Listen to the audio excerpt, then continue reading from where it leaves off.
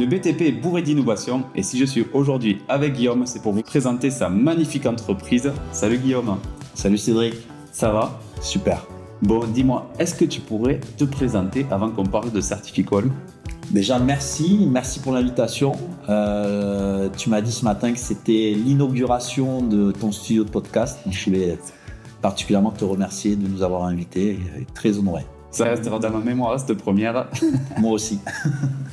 Donc moi, je m'appelle Guillaume, j'ai 45 ans, le papa de 2 charmants garçons, Pio et Achille, accessoirement 3 chiens, 2 tortues de terre et fou amoureux de ma belle épouse Marine. Bon, que c'est beau ça. T'es de Toulouse, c'est ça? Né à la Grave, comme tous les Toulousains qui se respectent. Ouais. Et oui, Toulouse, après une expérience à Lyon, et j'ai vécu en Nouvelle-Zélande, où j'ai fait des crêpes, tu vois, assez variées comme expérience. Formidable. Pendant combien de temps? Pendant un an. Trop bien. Ouais. J'aimerais bien savoir pourquoi les crêpes, pourquoi la Nouvelle-Zélande? Pourquoi les crêpes? Déjà, pourquoi la Nouvelle-Zélande? Parce que pays anglo-saxon, je voulais apprendre l'anglais, donc c'était parfait. J'ai eu l'opportunité de rencontrer un Marseillais, mi-Marseillais, mi-Kiwi, qui avait un business de crêpes. Donc, on a fait des crêpes pendant un an. Et voilà, à Wellington, en Nouvelle-Zélande. Très belle expérience. D'ailleurs, je conseille à tout le monde d'aller dans ce pays. Les gens sont merveilleux. Et le pays est dingue pour les amoureux de la nature. Et t'avais quel âge quand tu y allais? J'avais 30 ans. T'avais 30 ans? J'avais 30 ans. Et après, qu'est-ce que tu as fait quand tu es revenu en France? Alors, moi, je suis expert en assurance. D'accord. C'est un métier que j'exerce depuis 19 ans. Du moins que j'exerçais, parce que tu sais que depuis 2 ans, j'ai fondé Certificol. Donc, j'étais, au moment de partir en Nouvelle-Zélande, j'étais expert en assurance, mais je voulais donner, la crise des 30 ans. C'est pas la crise des 40, c'est la crise des 30 ans. Donc, je suis parti. T'étais en avance. J'ai toujours été en avance. Revenu en France, t'étais salarié ou t'as de suite eu l'idée de te lancer à ton compte? Alors, moi, 45 ans, j'ai 2 ans d'expérience salariat. Ouais. J'ai été la plupart de ma vie professionnelle à mon compte, parce que je pense que je suis un entrepreneur un peu dans l'âme. Je pense que je dois ça à mon père qui a été aussi entrepreneur. Et c'est vrai que j'ai toujours été plein d'idées, donc toujours à mon compte. Par rapport à ta formation, tu reviens de Nouvelle-Zélande. Tu étais déjà juriste, ça? Non, voilà. Moi, je suis juriste de formation à notre belle faculté de Toulouse. Et donc, du droit des transports, du droit des affaires.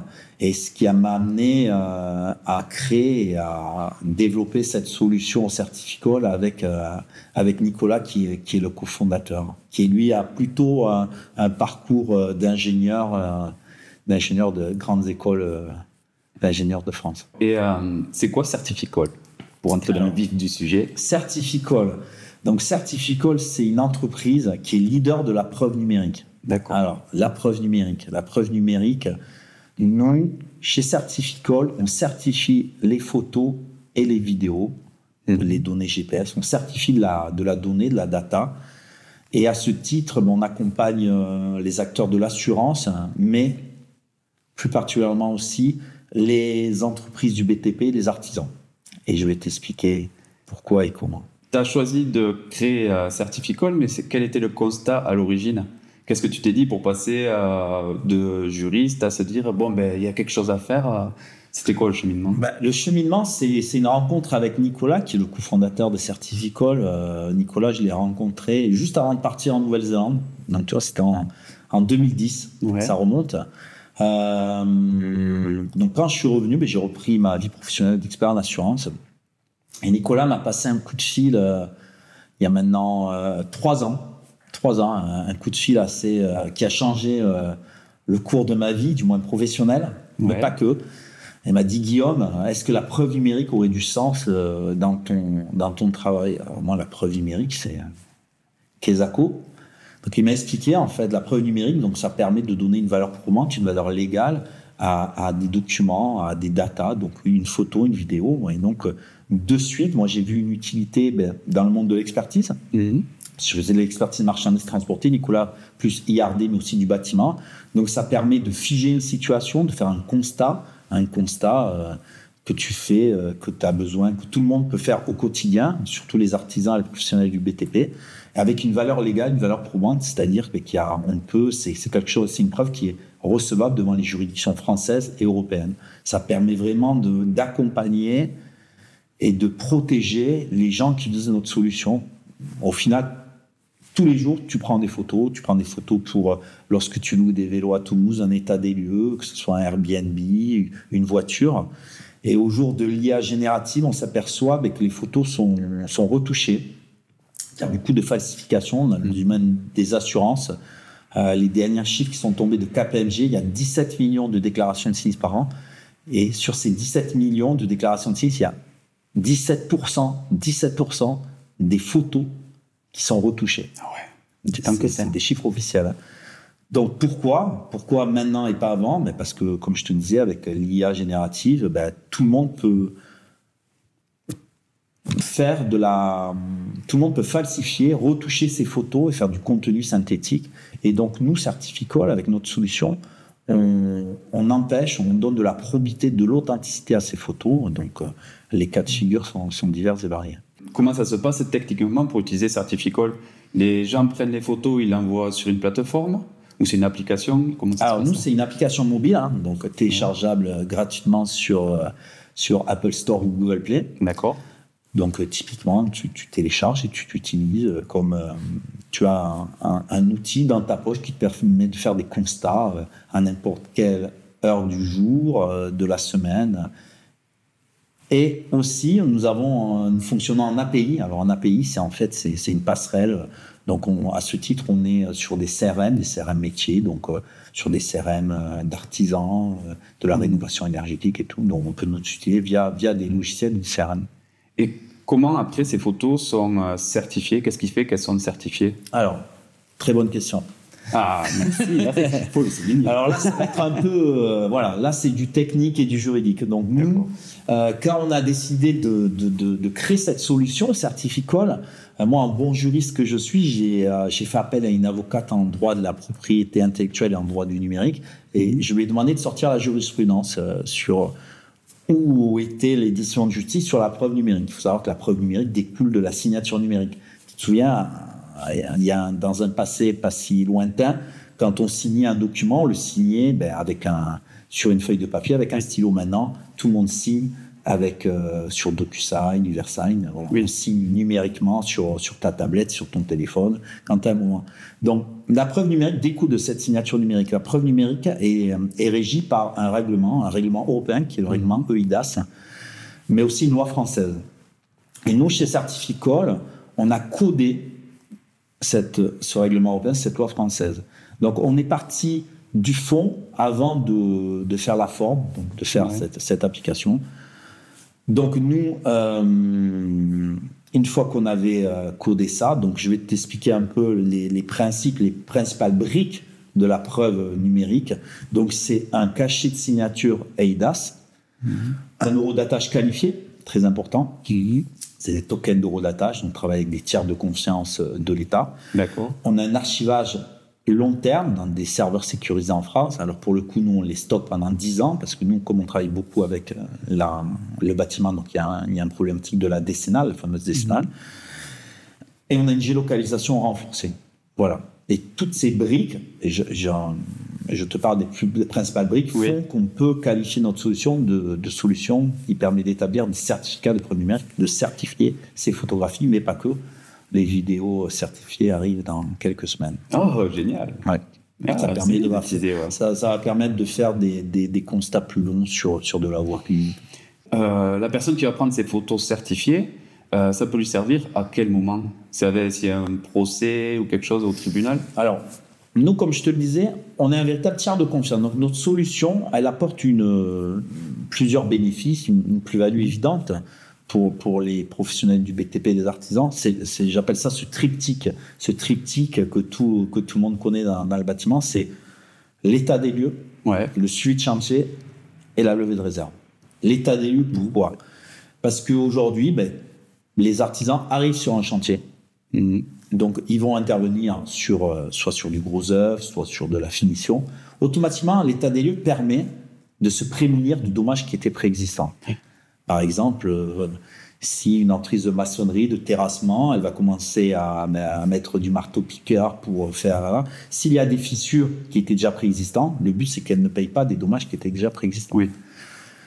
Pareil, pour l'état des lieux, très important, si tu interviens dans des immeubles où il y a des parties communes, on connaît tous, voilà, l'artisan est passé, le particulier commence à dire à l'artisan, vous avez abîmé ma cage d'escalier, vous avez abîmé mon ascenseur, vous devez payer, vous avez rayé le parquet, non.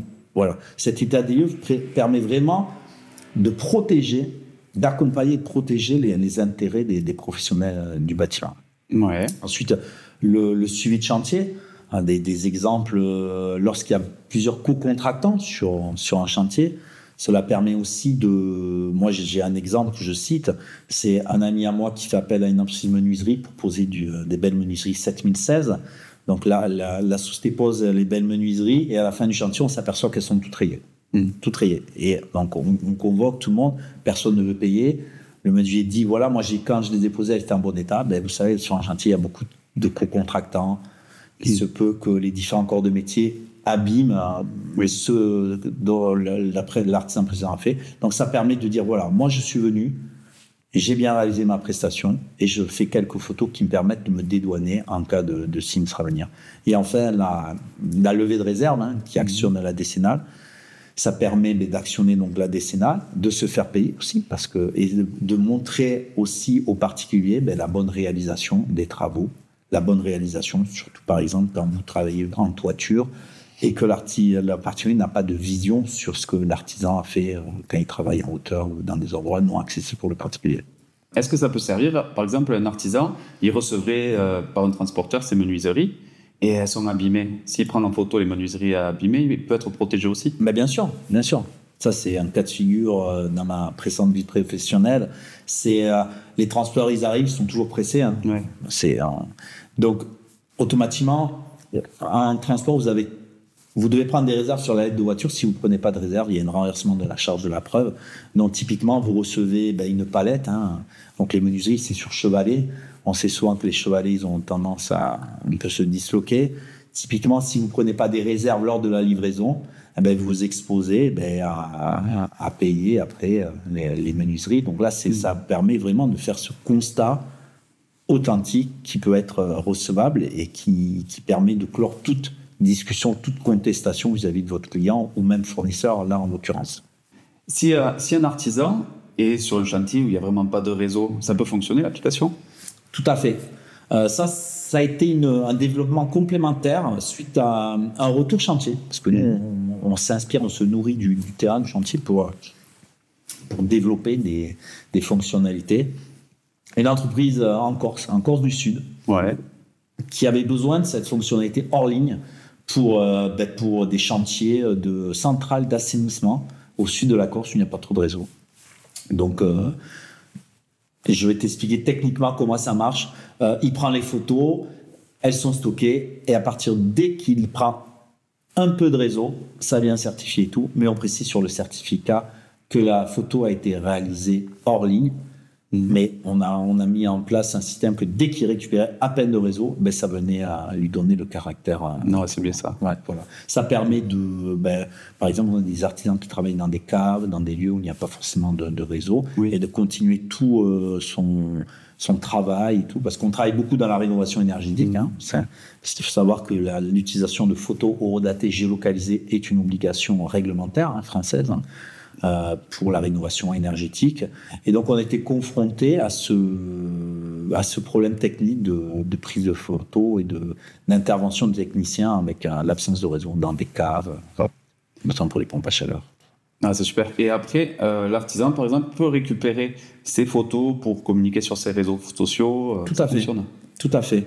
Il peut récupérer ses réseaux sur son compte admin. Il peut les photos se mettre sur un fichier PDF-A infalsifiable. Voilà, ça met en avant la qualité de son travail et en même temps avec toutes les briques légales qu'il faut pour. Il y a le côté ludique photo et le côté certifiant avec tout ce qu'il faut pour être qualifié de preuve numérique. Est-ce que vous pouvez aider d'autres secteurs que le BTP ? Tout à fait, on travaille avec d'autres secteurs, comme je t'ai dit précédemment, avec l'assurance, où il y a beaucoup de fraude autant dans la souscription que dans la déclaration de sinistre. On travaille beaucoup avec le transport, la logistique, typiquement les livraisons, hein, pour prouver la bonne réalisation de la livraison et l'état de la marchandise lorsqu'elle est livrée.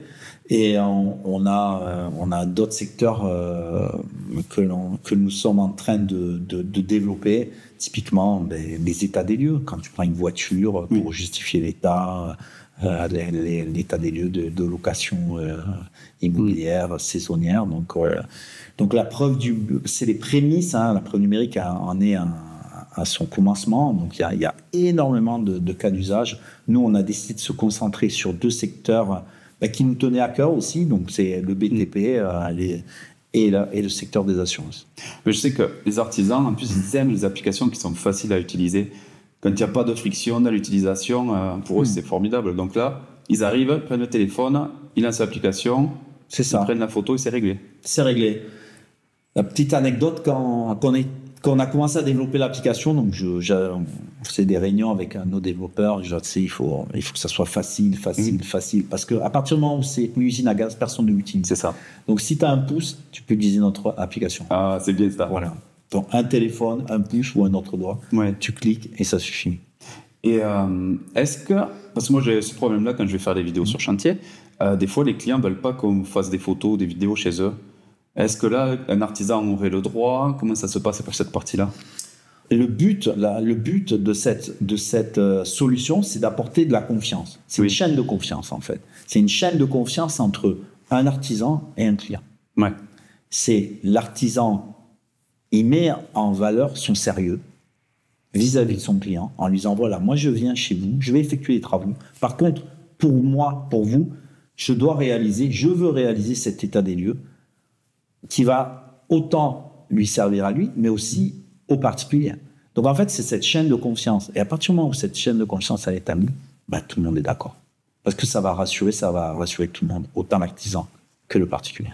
Ah, c'est bien dit. Ah, bravo. Merci. J'ai réfléchi un peu. Ouais, je vois ça, c'est bien préparé. Et qu'est-ce qu'on peut vous souhaiter pour l'avenir? De continuer cette belle aventure, hein, parce qu'on est, j'aime à dire qu'on est une bande de potes, qu'on consolide notre place de leader, parce qu'on est leader, hein, une petite entreprise toulousaine leader de la preuve numérique en France. Hein. Continuer à développer, continuer à satisfaire nos clients, à développer d'autres secteurs et le reste, on s'en charge. Je vous le souhaite, vous le méritez. Merci à toi. Pour finir de convaincre un artisan qui regarderait cette vidéo, qu'est-ce que tu pourrais lui dire? Je pourrais lui dire, hormis le triptyque que je te citais tout à l'heure sur l'état des lieux, suivi de chantier, levée de réserve, notre solution apporte aussi d'autres bénéfices. Hein. Je vais t'en citer 2. Typiquement, les devis. On sait aujourd'hui que la conjoncture n'est pas terrible dans le bâtiment. Hein, le neuf souffre et la réno aussi. Chose assez exceptionnelle, j'en discutais hier avec des amis. La rénovation souffre aussi de cette conjoncture. Donc un outil comme le nôtre peut, dans cette chaîne de confiance, permettre à l'artisan de mettre en valeur et de montrer tout son sérieux à la personne. Et aujourd'hui, comme j'aime à dire, on n'achète pas un prix, on achète une compétence, on achète un sérieux. Donc c'est une solution qui va dans ce sens-là. Voilà. Donc faire signer plus de devis, je ne vais pas citer des chiffres, mais grâce à notre solution, on a des artisans qui montrent leur sérieux vis-à-vis de leurs clients, qui peuvent faire signer plus de devis. Et un autre point clé et point noir pour les artisans, c'est le paiement des factures. Oui. On est, alors heureusement pas tout le monde, mais certaines personnes remettent en cause la qualité et la bonne exécution des travaux de l'artisan. Donc refont de la rétention de factures, et un outil comme le nôtre permet d'accélérer le paiement des factures en prouvant à la personne la bonne réalisation, par exemple sur des travaux, sur des endroits qui ne sont pas accessibles, des toitures, voilà, et donc d'accélérer le paiement de leurs factures. C'est 2 beaux arguments, je trouve. C'est un très beau argument. Voilà, exactement. C'est ce qu'on a voulu faire, apporter une plus-value pour ces artisans, mais pas que, pour aussi leurs clients et les mettre en valeur. ce que tu fais au quotidien, mettre en valeur leur travail. C'est vrai. Et les personnes et leur travail. Un artisan qui souhaiterait en savoir davantage, comment il peut vous contacter? Alors, on est présent, bien sûr, sur les réseaux et il peut nous joindre. On a une équipe de BizDev, donc très réactif. Donc, Théo, qui est le responsable BizDev dédié au BTP artisan. Donc, je te mettrai les coordonnées. Il nous appelle et nous, on fait du sur-mesure, mais pas que. On fait de l'onboarding. On est très attaché à les accompagner dans la mise en place de notre solution. Voilà. Ben, on vous mettra tous les liens de toute façon en descriptif. Comme ça, vous aurez tous les accès, toutes les informations, ton numéro de portable perso. Jour et nuit. Ouais, c'est ça, 7 jours sur 7. Le week-end sûrement. Aussi. Ben, en tout cas, je te remercie. Ben, merci à toi. Merci pour ce que vous faites avec Certificol, parce que je trouve ça vraiment formidable. De pouvoir protéger les artisans, c'est génial. Et j'espère que vous irez très loin. Ben, merci à toi. Merci Cédric, et encore très honoré d'avoir été la première personne invitée dans ton beau studio de podcast et à très vite. Merci, à très vite. Ciao, bon ciao. Au revoir. Au revoir.